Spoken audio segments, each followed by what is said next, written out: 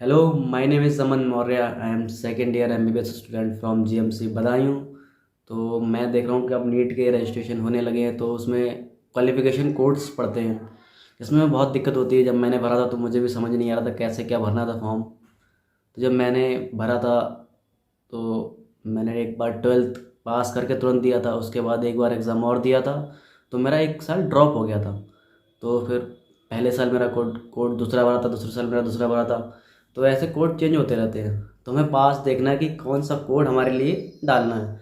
तो हम बेसिकली बात करते हैं तो हमारे पास एनटीए ने 7 कोड दिए हैं, 0 1 टू लेके 0 7 तक। तो हम पहले शुरुआत करते हैं कोड नंबर 1 से।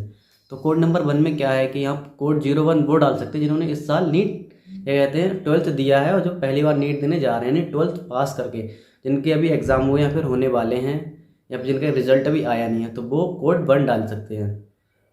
फिर हम बात करते हैं कोड 0 2 की। तो हम कोड 0 2 की बात करते हैं तो उसमें वो लोग डाल सकते हैं जो ड्रॉपर हैं। जैसे मैंने एक साल गैप हो गया था मेरा, तो मैंने दिया था। या फिर कोई जो दूसरी डिग्री कर रहे हैं, जैसे जिसमें बायोलॉजी ऐसा मेन सब्जेक्ट नहीं है, तो वो लोग भी डाल सकते हैं कोड 0 2।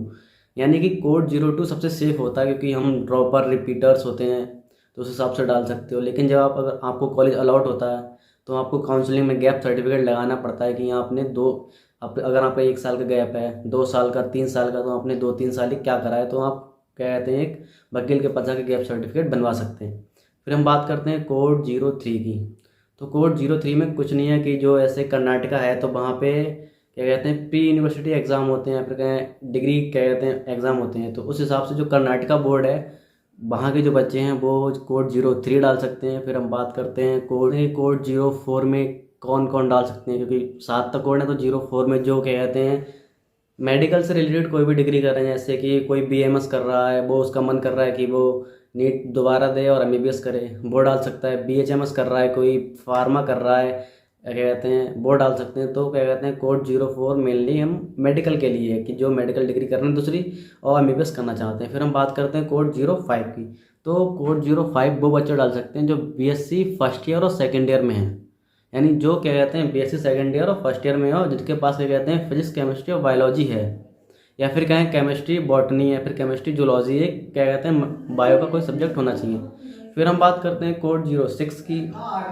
कोड 0 6 में हम क्या कहते हैं बीएससी के जो थर्ड ईयर के बच्चे हैं वो डाल सकते हैं, कि बीएससी या फिर जो क्या कहते हैं पास आउट कर चुके हैं, थर्ड ईयर तो नहीं, जो पास आउट कर चुके हैं वो डाल सकते हैं। क्या कहते हैं कोड 0 6। कोड 0 6 में क्या है कि आपके फिजिक्स है, केमिस्ट्री है, और क्या कहते हैं केमिस्ट्री के साथ फिर भाई एक सिचुएशन आती है जूलॉजी या फिर बॉटनी से कोई एक चीज़ होनी चाहिए। फिर हम बात करते हैं कोड 0 7 की। तो कोड 0 7 सिर्फ एनआरआई बच्चों के लिए है। कोड 0 1 में एक डिस्क्लेमर और दिया कि अगर जो बच्चे ट्वेल्थ के रिजल्ट में फेल हो जाते हैं और उनका खुदा न खास्ता अगर नीट में सिलेक्शन हो जाता है, तो फिर उनको एमबीबीएस में सीट नहीं मिलेगी, क्योंकि उसका क्राइटेरिया है कि आप पास हो ट्वेल्थ में, और क्या कहते हैं रिक्वायर्ड परसेंटेज से पास हो। जितनी परसेंटेज है उस हिसाब से पास हो, तब आपको एमबीबीएस में सीट मिल सकती है, तब आप काउंसलिंग में पार्टिसिपेट कर सकते हैं। उसके बाद आपकी हम बात करते हैं कि 0 2 में कोड में, तो एक जो ओपन स्कूल है पर NIOS से क्या कहते हैं जो हो रहा है, तो उसमें अभी क्या कहते हैं उनकी अभी कोर्ट में जुडिशरी क्या कहते हैं चल रहा है। तो आप जो भी हैं वो दे सकते हैं जब तक केस चल रहा है। जब तक रिजल्ट नहीं आता उसका केस का, तब तक आप एग्ज़ाम दे सकते हैं, जो भी ओपन स्कूल से हैं प्राइवेट।